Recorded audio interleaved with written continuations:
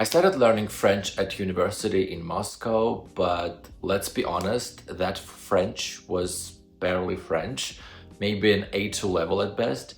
It was extremely academic, the kind of language you only find in textbooks, in homework exercises, not in cafes or metros or in the business meetings. Nobody told me that real French sounds different depending on who speaks it. There are different registers, spoken, formal, written. People don't actually walk around saying textbook phrases. At university, you memorize grammar, irregular verbs, rules about agreements, but nobody teaches you how French people interrupt one another, how they shorten words, how they mumble endings, or how they use fillers and tone to communicate. So yes, I learned French, but I couldn't live in French. For me, the first real advantage wasn't discipline, it was love. I learned English because I wanted to. I surrounded myself with English music, films, memes, YouTube content, not because anyone forced me, but because I genuinely liked how it sounded and how it made me feel. French was the same. I was drawn to it emotionally. People often learn languages for external reason. For example, they would say Chinese is useful, Chinese booming, study that. That happened around me. One of my school friends picked Chinese because her parents convinced her it was strategic. I did the same. I spent 6 months studying Chinese. I even tried to convince myself that I liked it. I listened to Chinese music. I tried watching Chinese dramas with subtitles. I listened to Mandarin playlists. I tried to follow actors, but nothing clicked. I wasn't excited to say words. I wasn't looking forward to hearing the language. I didn't feel anything when I listened. I wasn't looking forward to understanding its jokes or rhythm. Not because Chinese is bad, every language is beautiful, it just wasn't my thing. When I switched to French, I didn't have to push myself, I ran towards it. I enjoyed French music without understanding, I watched French films with English subtitles, and I actually loved them. That was my first real advantage. I wanted to be in this language. I didn't learn French from an exercise sheet, I learned it from feelings. I remember putting French songs while cleaning my room without knowing a single lyric, and it didn't matter. I liked how it sounded. I remember binge watching French movies, pausing scenes just to hear how actors pronounce something. I would rewind conversation and repeat sentences without understanding the meaning. That's why Chinese failed for me. I tried the same method, but nothing was right. I was forcing myself and nothing stuck. With French, it was natural, my brain wanted it. That's my first real lesson. Fluency comes when you fall in love with the process. When I arrived in France for my master's, I thought my French was ready. Well, it wasn't. People spoke fast, so fast my ears couldn't separate words. They didn't say the things my university books prepared me for. They used casual fillers, reduced forms, very short sentences, and sometimes slang that I had never heard before. I felt really stupid.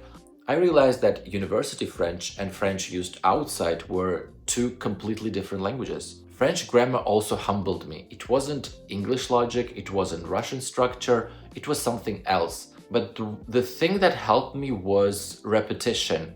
Hearing something again and again until it clicked. In Russian we say повторение мать учения, which means repetition is the mother of learning, and French proved that true. French changes, just like English does, just like Russian.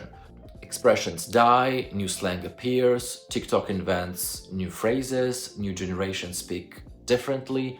Even now, after 4 years here, I still hear new expressions.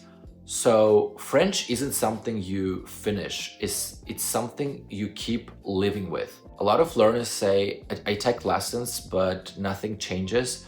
Of course, nothing changes if lessons are your only contact with the language. Language is not your textbook, your 1-hour class, or your Duolingo progress. Language is everything. What you listen while cooking, how you try to speak, the mistakes you make, the emotions you feel, and the confidence you build. You don't become fluent by visiting French 2 times per week. You become fluent by touching it at least 50 times a day. People also think that immersion means living in France. Not always. Even people in Russia or other countries are immersed in English because English dominates media. French doesn't have that advantage, so you have to choose it. For me, immersion was films in French, music I liked, interviews, YouTubers, podcasts, apps, courses. That slow, constant exposure did more for me than any textbook. One more important thing, learning tools must force you to speak, not just sit silently. Speaking is where fluency grows. Nobody teaches you that mistakes are gold. People think fluency means perfection, which is not true. You only grow when you say things wrong and you are corrected and you try again. French pronunciation was awkward at first. I sounded very messy. I mixed genders, tenses, endings, but each mistake was a brick in the wall. Do not avoid speaking until you are ready.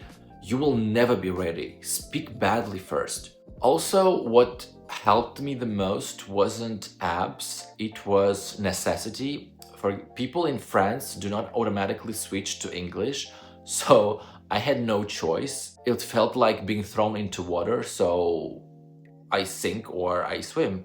That pressure accelerated everything. Another major factor, I had French partner, not because dating solves languages, but because language suddenly had weight.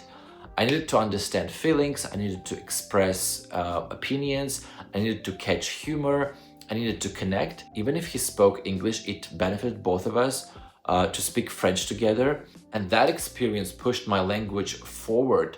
So that's why there is a problem when a lot of immigrants stay inside in their own communities. I understand why, it's much easier, but I didn't move here to recreate Russia or another country. I moved to France to be in France with French people. So for me, integration mattered so much. So in my case, French worked because I really, really loved it.